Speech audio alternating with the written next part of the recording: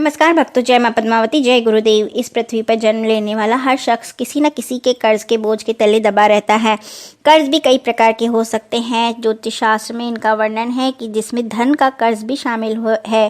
धन की कमी के चलते लोग कर्ज लेते हैं और समय पर चुकता नहीं करने की वजह से इसके बोझ के तले दब जाते हैं। ऋण 4 प्रकार के होते हैं: देव ऋण, मातृ ऋण, पितृ ऋण और गुरु ऋण। देव ऋण से लोग पूजा पाठ और तपस्या करके मुक्त हो पाते हैं।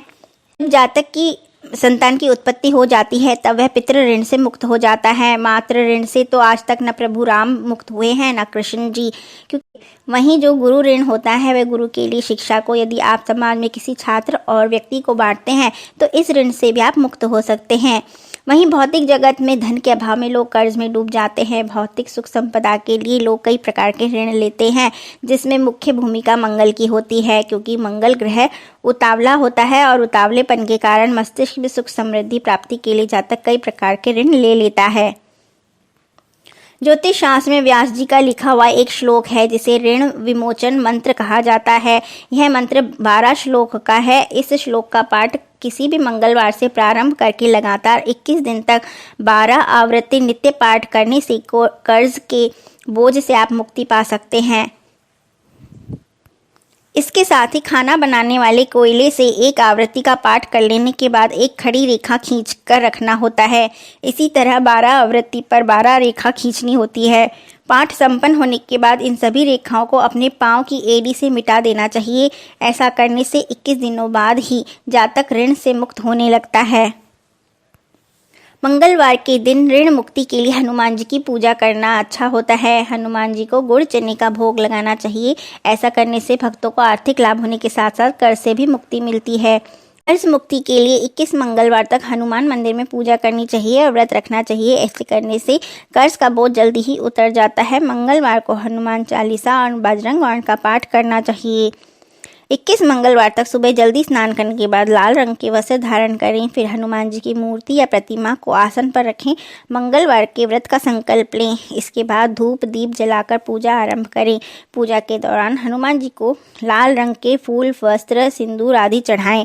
पूजा के आखिर में हनुमान चालीसा, बजरंग बाण या सुंदरकांड का पाठ करें और गुड़ चने का भोग लगाएं। ऐसा करने से आर्थिक लाभ होता है और कर्ज से मुक्ति मिलती है।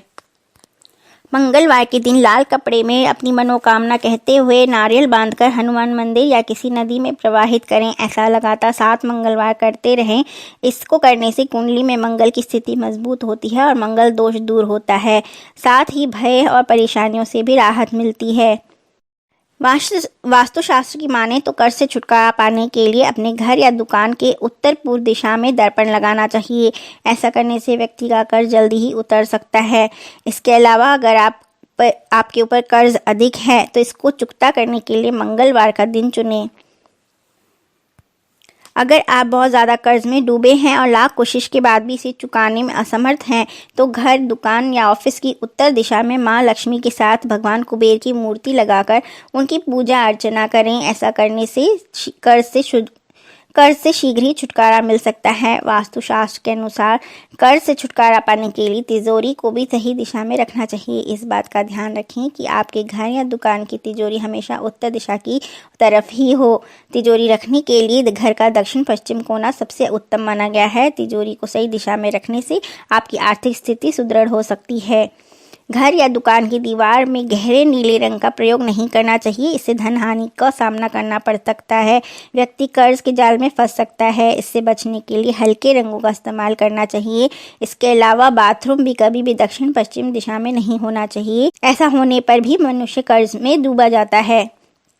कर्ज से छुटकारा पाने के लिए रोज तुलसी को जल चढ़ाएं। शाम के समय प्रतिदिन तुलसी के नीचे घी का दीपक जलाएं। ऐसा करने से घर में सकारात्मकता आती है, मां लक्ष्मी की कृपा बरसती है।